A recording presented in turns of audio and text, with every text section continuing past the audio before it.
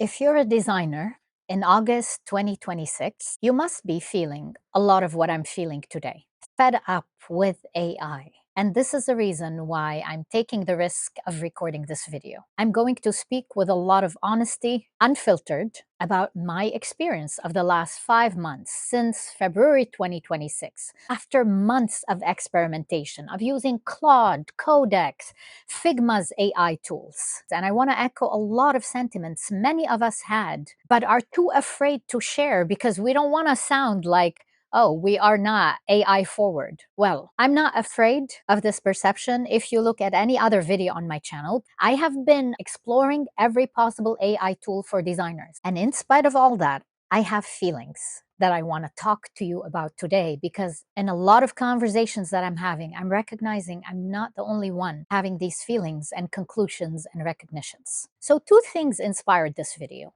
A podcaster that I follow was recently speaking some incredible truth. He just said something. When something is real, you need to say it out loud. It's so important to being human, regardless of your fear of the consequences. My second inspiration was a beautiful singer that I follow, whose every song is just an expression of the heart. And she posted something on social media where she was talking about Spotify and how they are promoting avidly this AI created music that just feels so unauthentic. Design is very similar to music, as in, it's a very intuitive creation that is authentic and human. She said, what is music?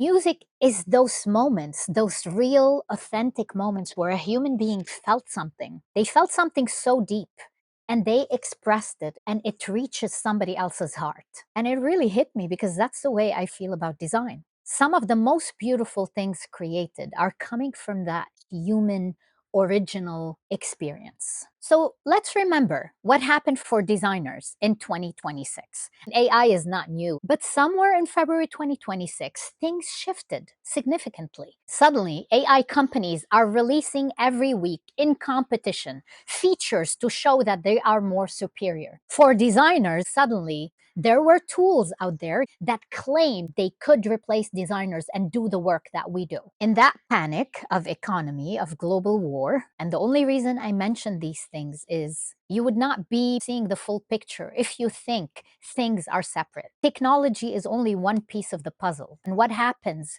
in politics or economy directly affects what happens in our world in technology. Designers started feeling a new added pressure. CEOs of companies had private meetings with their employees talking about the economic strains and the necessity for everybody to become AI forward.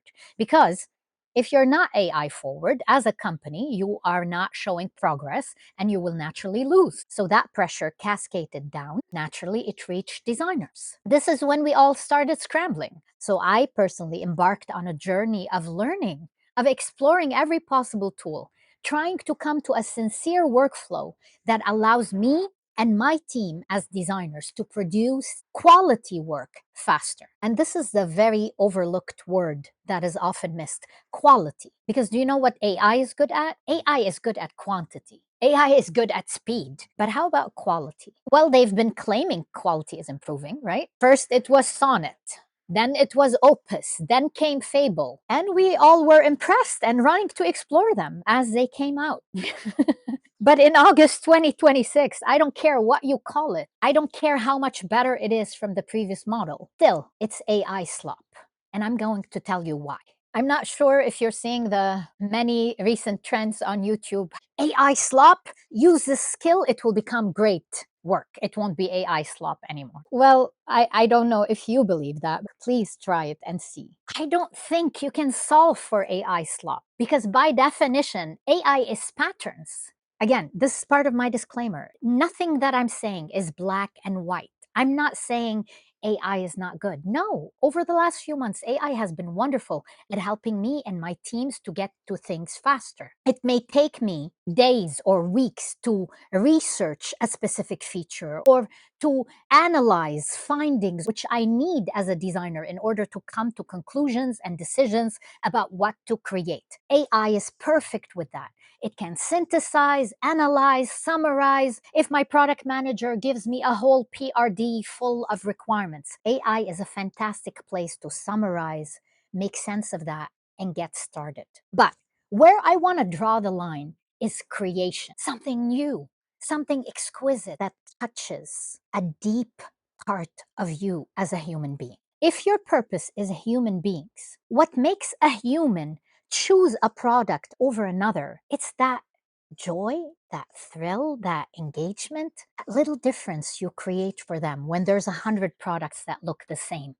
And that's not a quality that AI has. AI is working with patterns, it's working with existing stuff. It's good at automating all the things that you want to do with speed.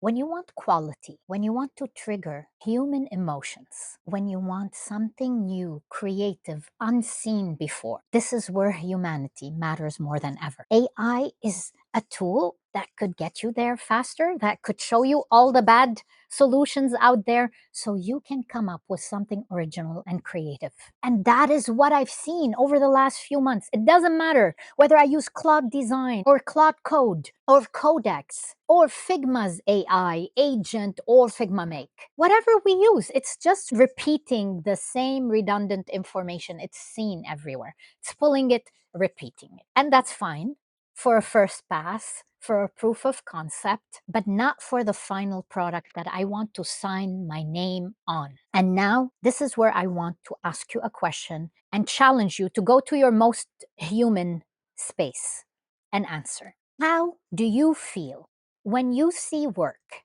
that was created with AI? How do you feel? What is your reaction? First of all, do you recognize it? If you've seen it enough, you would. And when you do, what reaction is it causing within you? Let me tell you mine. The moment I see something, either a text or a website, there is immediate recognition. And my immediate reaction, if I'm being genuine with myself, is there's a cringe. I mean, sometimes I read it if I'm really interested in the topic, but there is a cringe, especially with design, because that's the area that gives me joy. Music, I would never listen to AI generated music because, especially music for me, is so intimate and sacred that I don't want to hear AI music. Again, this is very personal, but there is a cringe. I don't know if you feel that. There's a bit of resistance. And initially, I didn't understand why. It doesn't have life in it. And for me, that matters. Art is the most beautiful human expression. Design is art. Yes, it is the way things work, product design at least. But when a brilliant designer comes up with something unique, there is soul to it. There's life to it. There's taste to it. We're trying to describe it as taste, and we're trying to make taste a skill that you can teach AI. Yes, or right, you could, but it will only keep spitting patterns that already exist. And I want to ask you, like, why are you trying to so hard? Why? Who are you trying to replace? What's the point? There has to come a point where, as human beings, we question why are we doing the things that we are doing? What is the purpose? Create AI that folds my laundry or washes my dishes, but don't take away the things that I love, the things that make me a human being. You don't get to take that away. And that's what I want to say out loud. I'm an AI design professor. That's the name of my channel because I wanted to empower designers and human beings to use AI to continue creating more powerfully. That's the very goal of this channel. Now, I want to talk about the tools themselves, how they evolved and changed. So, when Claude got started, we felt forced to use them versus using Figma, which is a vector tool. But a lot of us realized as you endeavor for more quality, to have that control, to have that flow state, we wanted more hands on. So after we would create a proof of concept in Claude or Codex, we would bring it back to Figma where you could refine, where you could add all the things that made it yours, made it original. So for me and a lot of my team members, I've noticed that we've almost made a full circle. Slowly, as Figma improved its AI, brought in the more advanced models of Claude and Codex inside the Figma tool, we were able to do the same things more efficiently within Figma. And let me tell you the funniest joke that I've recently been discovering the more I work with my developers. Developers don't want you to hand them over an HTML prototype created by Claude. Do you know this? My developers prefer having a Figma link that they can use to leverage AI and create code with because they know how to create quality code versus the HTML code that I, as a designer who's not proficient in code, create with Claude and hand over to them. So let me tell you about the full circle companies have been having, at least here in North America.